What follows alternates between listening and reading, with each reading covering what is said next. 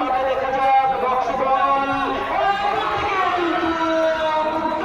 ছিল, টাইমিংও সুন্দর ছিল, কিন্তু সুযোগ ওদের সুরক্ষিত হাতে একটি অপরচুনিটি ছিল, কিন্তু সেই ক্ষেত্রে তারা কাজে লাগাতে পারেনি। গৌরব খুব দুর্দান্ত পারফরমেন্স। আবার 11 নং জার্সি পরিহিত খেলোয়াড়, চতুর্থ খেলোয়াড় এবং আবার ল্যাপটিং দিয়ে দূর থেকে বসে, কিন্তু সত্যি দর্শকের অনেক দূর থেকে ট্রাই করে তারা নিজের হাতে নিয়ে নেয়। তার উত্তেজনা শুরু থেকেই এখন পর্যন্ত এটা কাউন্টার অ্যাটাক আমরা দেখতে পাচ্ছি। দূর থেকে উঁচু করে বল চলে যায় সোজা গোললাইনের বাইরে।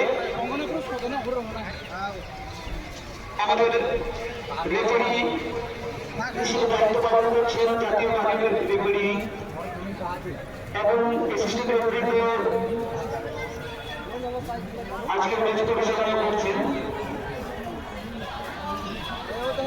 আমাদের দায়িত্ব পালন করছেন মিস্টার